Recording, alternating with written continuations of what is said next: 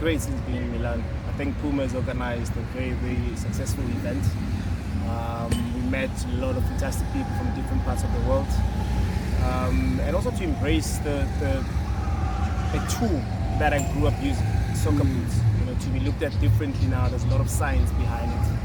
And also to compete. We played small-sided games, Faver side, so also to be able to compete in the heat. But nonetheless, I think the event itself was nice. It was very nice.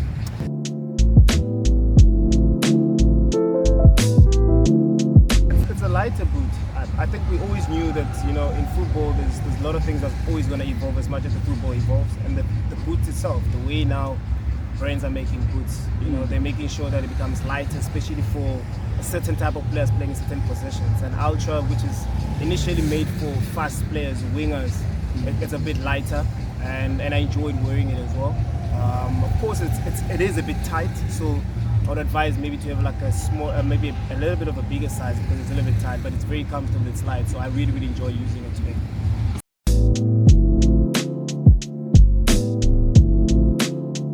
Because it would be unfair to judge then, because then when I was playing, because I played in different positions, there used to be this traditional number 6.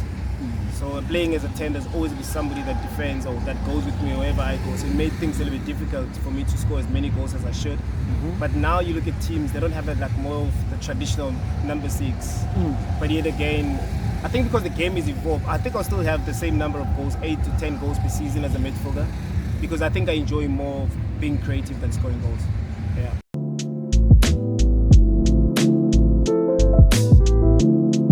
With the boots, I think we have superstitions. Footballers have superstitions, and with the boots, you can see that once you have a great game with one pair of boots or maybe one colorway, you want to stick to it because you always want to have a great game. And the fit, whether also it becomes the cut, so it depends. We've seen now, and it's been famous, Toni Kroos has been using the same boots for so long. It's a superstition. So can you imagine it? So can you imagine Toni Kroos losing that pair of boots, and then how is he going to play? So it's one of those things, it's superstition, but it's an important tool for footballers. You always want to be comfortable, because once you become comfortable, and then psychologically as well, it helps in terms of how then you want to play. Yeah, I think with positions, let's say you're an attacking midfielder, you're a striker, you're a creative midfielder, you always want to wear the new colorway, the nicer colors, the brighter colors, but also only when you're playing good, because you don't want to be wearing a brighter color and then you don't have a good game. So you want to have a brighter color but playing good as well, because also that helps you get to stand out. You want to have a personality. So I think that's the confidence that the boot gives, especially with the colorway. So you always want to stand out and feel good. So I think with this one, with the colors, with the carbon fiber, so you've got some story to tell. You always want to brag about the boots that you use. Like I said, it's a very important tool for a footballer. So it's one of those things where now footballers evolve, more fashion we see, more collaboration that are involved in football. And as long as the boots are okay for footballers to be able to use and produce results, I don't see why it shouldn't evolve. It's like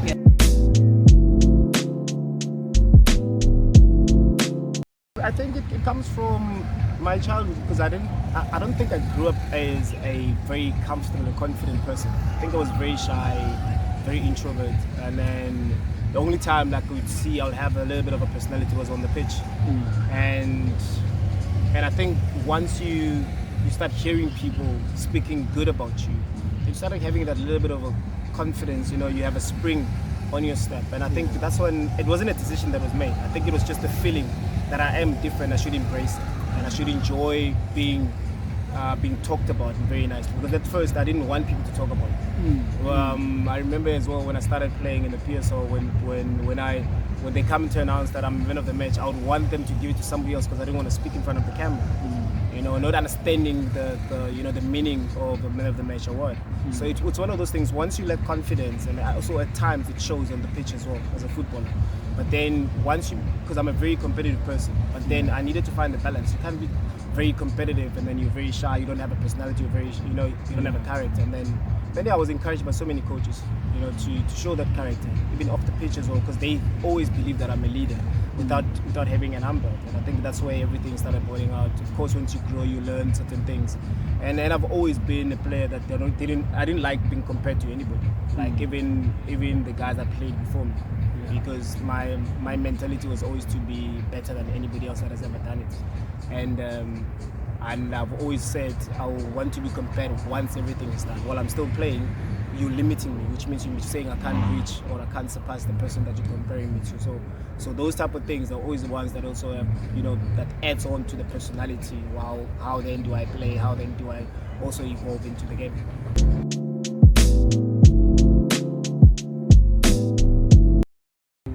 I think it's been a conversation for Mamelodi Sundowns for a while now, where Mamelodi Sundowns is always associated with money. But I think because it's something that is so new, and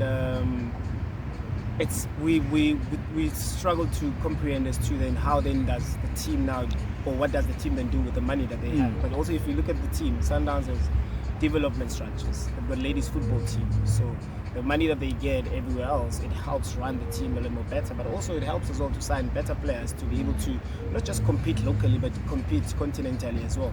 We've seen the biggest teams, they spend more for them to win more. We've seen Barcelona, we've seen Real Madrid. Real Madrid, they just signed Mbappe now. They're spending more to win more. They're not spending that money to win the Champions League. They just won the Champions League, but they're spending that money to stay in the dominance. I think Mamelodi Sundowns also have the same blueprint. They just want to stay dominant and also sign the best players at the right time. And also within that space as well, be able to develop the best players to be able also to continue having good players from the development side. But what does that then mean for Chiefs and Pirates? Because already there's a big gap, and now the gap is almost, I wouldn't say increased by the money, but now running a different race. So what does it mean for these ones that are supposed to compete with them? I think it becomes an unfortunate situation and position as well. But also you can take it back, where Sundowns was also for the longest time was in an unfortunate situation where Kaizer Chiefs and Orlando Pirates were dominating. So now things have turned because of not only that the president of the club of Mamelodi Sundowns is spending so much money, it's also winning things, so the money always circulates within the team itself, and also being able to have an eye to sign quality players. But I think that's one thing that people take away. They don't give Mamelodi Sundowns credit in regard to that. We've signed Modao from Black Leopards. We signed Neo Mayama from Buffalo Celtics. We didn't sign. Look at the players that I speak about. They were not playing for teams that are in the top 8 position. But look at the players that right now, what they're doing. That was one of the best right backs, if not the best right backs in the country. So it's also having an eye, but also having that type of eye, which means you need to have a lot of players on the ground, a lot of people on the ground be able to spot those type of players. So I think the culture of scouting in South Africa has faded away. But then that's when your Kaizer Chiefs and other Pirates are dominant. They'll be able to unearth a gem. Right, so now it's based on data. So based on data, which means now you have more people on the office. You need to pay more salaries. What else? Back then, you have Malume Temba from Enokshin. They were like, hey guys, there's a top player, come and fetch this player. So things are different now. But I don't think, even though there's a gap financially and also maybe in terms of success as well, but those are two teams that are capable of coming back and bouncing back because they know what success is. They know the feeling and the taste of success. It all goes down to how then do they redesign their business model. Mamelodi Sundowns have got their own, Orlando Pirates have got their own, but also with Orlando Pirates, you look at the last 3-4 years, the stability that they have, it's from the coach. The coach gave the structure, Coach Rivero gave that structure. Now there's a lot of stability now. And I think the struggle with Kaizer Chiefs is being unable to find the right coach that will be very stable for such a long time, to be able to build that structure for them to start winning. I'm not surprised that Orlando Pirates is also competing to win trophies because there's a structure, there's the same technical team that is there. So I think that's the difference with Mamelodi Sundowns. In the last 3-4 years, the last 10-12 years, it's been the same faces. Coach Pizzo, Rolani, Coach Mango, but those guys are still there. So that's the structure of the team, that's the base of the team from the technical aspect of things. So I think that's where the difference is, because then with that, it also advises you as to what type of players to bring into the team. Because you always want to compete, you always want to have a better team every season. So when you're still coaching as a coach during the season, you realize that I don't have right backs. Then with all the assistants or people that you have within the team itself, you'll actually be advising that maybe there is a right back that can come in and suit in the team. But that's how you evolve the team. You don't have to sign the marquee player or the most watched player, but it's just that the identity. The reason why Kaizer Chiefs, I'm speaking like this, they don't have a stable coach, so therefore they don't have an identity. Orlando Pirates, which Coach Rivera before him, they were lacking a little bit, you could see, but now everybody knows that the starting 11 of Orlando Pirates, you know how they're going to play because there's an identity. Mamelodi Sundowns, this season we still want to see because there's a new coach on board, but there's still an identity in terms of how the team plays. So it's all about patching up. Yeah. You don't really have a solution. You just have a temporary solution. And also sometimes most of the decisions that have been made, they're based on emotions. They're not really futuristic as to where do you see the team in 2 years? Because what is competing? In South Africa, we're saying competing now number 1 and 2. But what do you get from number 1 and number 2 besides getting money from the league? You understand? It's Champions League. How many teams want to play for Champions League? And how many players do you need to have for you to play in the Champions League? Because now it's AFL. Okay, Mamelodi Sundowns won AFL. Now it's like the interest now it's all of a sudden rises because we want to play in Champions League because there's money in it. But there's always been money in Champions League. That's what I'm saying.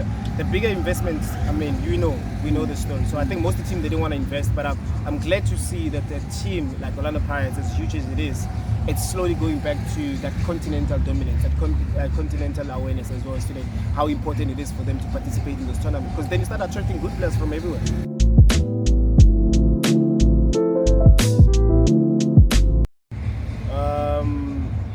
A new face and a new voice, sometimes it becomes uncomfortable in the room because then there's a lot of changes that are very uncomfortable that needs to happen for the team to get to that stage.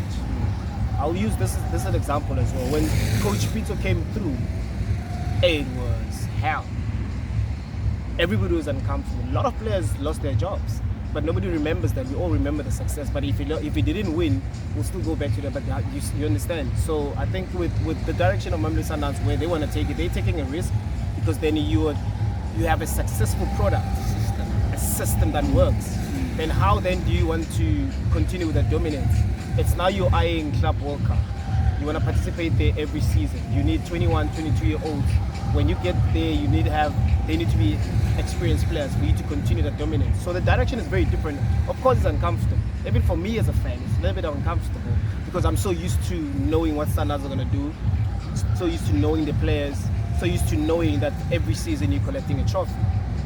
But I don't see them not collecting a trophy still this season because of the quality players that they have. But also it's very uncomfortable to see so many players leaving. But also it's nicer as well that we're seeing so many players coming in. Different faces, maybe they might give us a different dimension as to how do you want to play. But the basics, we still want to dominate. Comes back to that question as well, major scouts that left.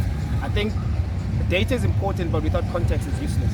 And I also believe that as much as there are people on the ground that are important to go watch physically, if you match that with data, that context, and then you find better players. But it's just that sometimes now how the football is evolving, we're taking the soul out of the game.